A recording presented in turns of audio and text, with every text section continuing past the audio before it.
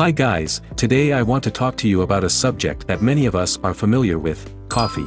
It's no secret that coffee is a beloved beverage around the world, with an average consumption of 150 cups per adult per year. That's a lot of people drinking coffee frequently. However, as much as we love our coffee, it's important to recognize that consuming too much of it can be harmful to our health and lead to serious side effects. Let's take a closer look at why you shouldn't be drinking this much coffee, and what you can do about it. First up, let's talk about nutrition. Many people take nutritional supplements for their health these days. However, did you know that taking a supplement after drinking coffee can be counterproductive? The caffeine in coffee blocks the receptors that absorb vitamin D in the small intestine, and iron binds well with caffeine, so it's excreted in the urine before it can be absorbed. Caffeine also causes water-soluble vitamins like vitamin D and vitamin C to be excreted in the urine before they can be fully absorbed. To add to that, the fact that nutritional supplements can be hard on the stomach, and the caffeine in coffee can stimulate stomach acid secretion and relax the lower esophageal sphincter, causing acid reflux, which can lead to more severe gastrointestinal distress. Experts recommend taking nutritional supplements at least 2 hours after drinking coffee, as it takes about 2 hours for caffeine to enter and exit the body. Next up, let's talk about post-meal coffee. Many people grab a cup of coffee after a meal, but did you know that this behavior can increase fatigue? Drinking coffee after a meal can lead to chronic fatigue, with studies showing that people who drank coffee with a regular meal had about a 35% decrease in iron absorption, which is attributed to the tannins in coffee that interfere with iron absorption. When your body lacks iron, it can't metabolize it properly, making you more prone to fatigue and naturally less able to concentrate and more irritable. For this reason, experts recommend waiting at least 30 minutes after a meal before drinking coffee, so it's best to avoid drinking coffee right after a meal. Moving on, let's talk about lidded coffee. Coffee lids made of plastic often contain untested harmful substances.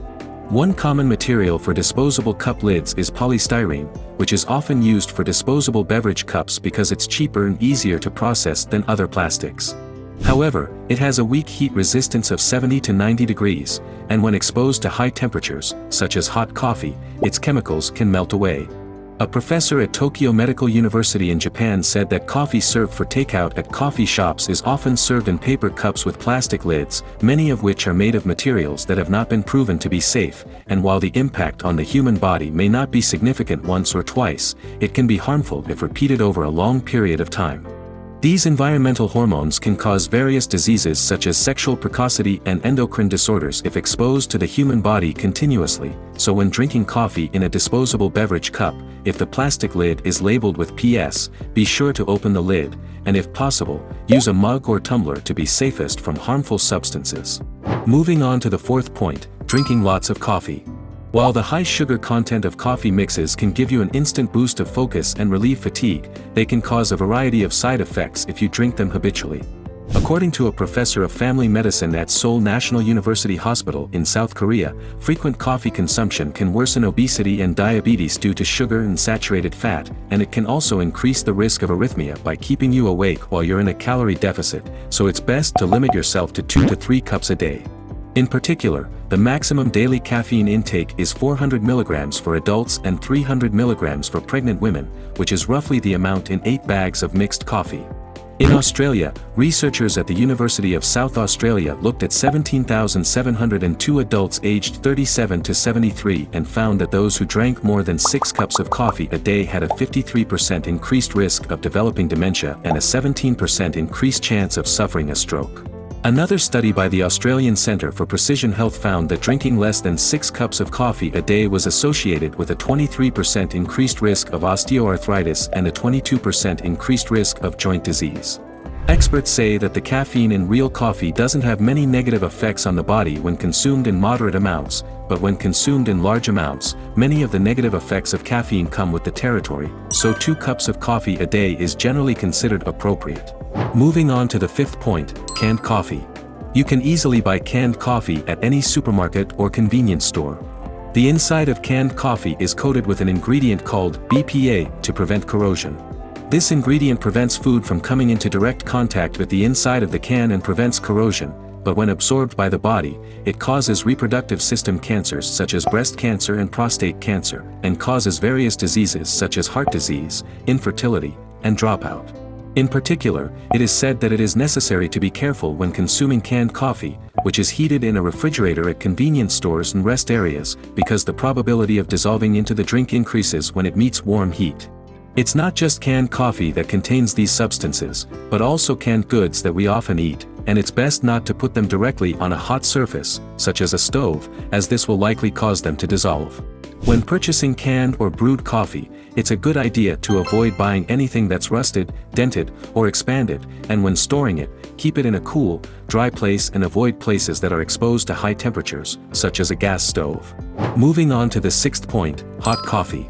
Researchers at the University of Cambridge in the United Kingdom studied 580,000 people to determine the link between drinking the beverage and developing cancer and found that frequent drinkers of hot coffee were 2.8 times more likely to develop esophageal cancer than non-drinkers. The risk of developing esophageal cancer also varied greatly depending on the temperature of the beverage, with a 2.7-fold increase in risk for those who drank warm coffee and a 5.5-fold increase for those who drank hot coffee frequently.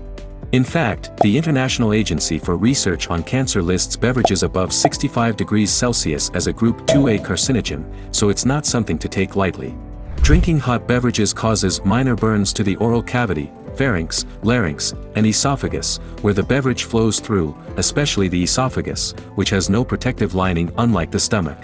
It also has no nerve endings, so you can't feel any pain or danger signals, and it's been suggested that repeatedly drinking hot coffee can lead to repeated damage to the cells in the esophagus, which can then mutate as the damaged mucosa regenerates, leading to esophageal cancer. Therefore, it is recommended that not only coffee, but all hot things should be cooled down before consuming. It's important to take care of our bodies and protect them from harm. Moving on to the seventh point, coffee on an empty stomach. Drinking coffee on an empty stomach in the morning can increase the level of cortisol, which is a stress hormone. In our daily lives, cortisol helps regulate metabolic blood pressure and blood sugar levels, but when it becomes chronically excessive, it can lead to a variety of conditions, including osteoporosis, high blood pressure, type 2 diabetes, and heart disease.